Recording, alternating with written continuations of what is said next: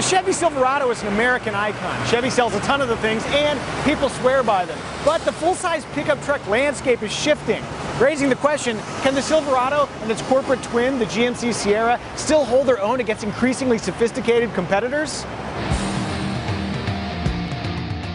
That's not just a salacious headline either. With the Ram 1500's bold rear coil springs, optional air suspension and 8-speed transmission, and the Ford F-150's EcoBoost engine and daring adoption of weight-saving aluminum, the pickup truck field is anything but static. The Silverado may not be a leader when it comes to dazzling next-gen developments, but it's still a very well-sorted package. From a usability standpoint, there's a lot of good things happening here in the bed region. For example, a damped tailgate comes standard on higher trims. Makes you wonder how we suffered through all those years of uncontrolled falling tailgates like animals.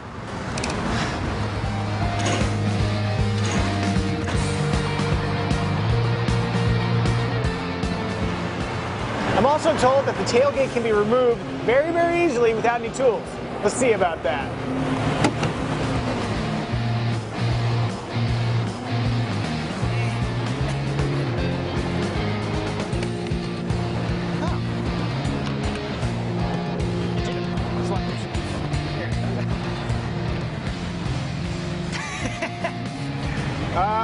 Partial points. Actually getting into a full-size pickup truck can be a little bit tricky. I mean, not everybody is as agile and cat-like as I am. Chevy's solution is simple and brilliant. A built-in step in the bumper and a handhold built into the bed rail.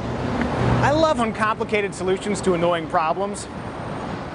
All these little details add up. You really appreciate flip-up rear seats, convenient bed access, and well-placed tie-downs when, let's say, transporting an old Street Fighter arcade game. However you plan to use your truck, the Silverado can be equipped to match. There's regular, double, and crew cabs to choose from, each offered with a 6.5-foot bed, though the crew cab's standard 5-foot 8-inch bed might be a better choice if you live somewhere lacking limitless space. If hauling extra huge loads is on your to-do list, we'd suggest the regular cab's available 8-foot bed.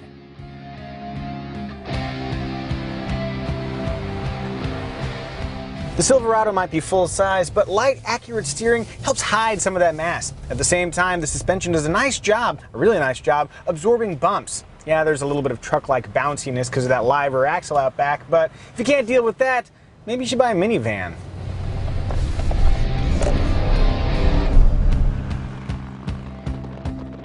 Countering the slight truckiness of the suspension is an impressively quiet interior, made partially possible by triple-sealed inlaid doors. Adding to all that pleasantness is a simple, intuitive infotainment system and a bunch of other controls that I'm told you can operate with work gloves on. Not that I have any. These are typing hands. Tempering all the positives are a couple of oversights, including the lack of rear seat vents or optional keyless passive entry. I mean, reaching into your pocket every time you enter a vehicle is so 2010. It's hard to top the practicality of the standard front bench seat, but if you really hate having people sit next to you, you do have bucket seats as an option. Even better than that is this optional console, which provides a really nice protective barrier. You can also put stuff in it, like big stuff. In fact, the Silverado is filled with all sorts of handy little storage nooks all around. For example, right over here, and right back here. And this glove box supplemental bit right up here. On top of that, it's also overflowing with USB ports depending on how you have your vehicle equipped. Look, 1, 2, 3 right here, and 2 more right there. You have no excuse not to be on Facebook right now.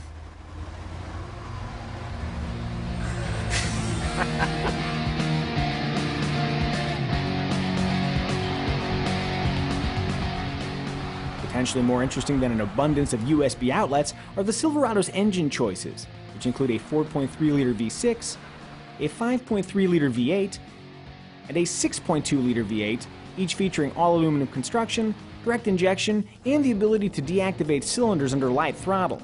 Interestingly, the mid-level 5.3-liter V8 is only slightly thirstier than the V6, making it a nice choice for those torn between capability and efficiency. Shifting duties for the 4.3 and 5.3 engines are handled by a 6-speed automatic transmission with a well-calibrated tow-haul mode. The 6.2-liter V8 boasts an 8-speed automatic transmission along with a healthy maximum tow capacity of 12,000 pounds.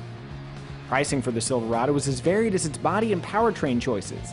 The least expensive WT or work truck trim starts at less than $27,000, while a Silverado High Country trim, when well equipped, can reach the $50,000 mark.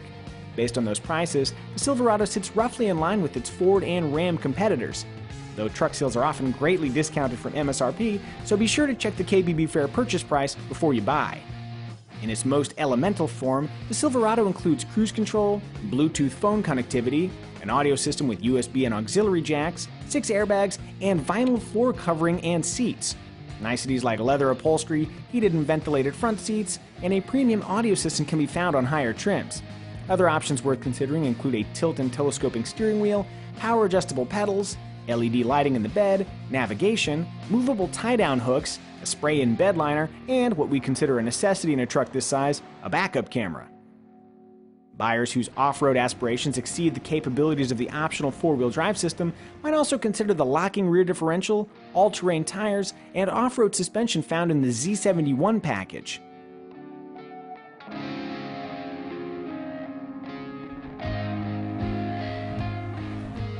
Before eagerly throwing your cash at the nearest Chevy dealer, it's wise to examine the alternatives. For a very similar, just slightly elevated pickup truck experience, consider the near-identical GMC Sierra.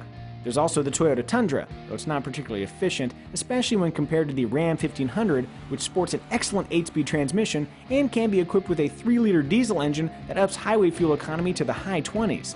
Then there's the Ford F-150. Massive weight savings made possible by its largely aluminum construction result in an efficient yet capable pickup that rides and handles exceptionally well. The latest Chevy Silverado is undoubtedly the best one ever.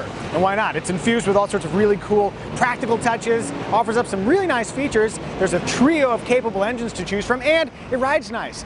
If you're a fan of Chevrolet, you have every reason to love the Silverado. But for unaffiliated buyers, it's becoming increasingly hard to ignore everything that's happening beyond the bow tie.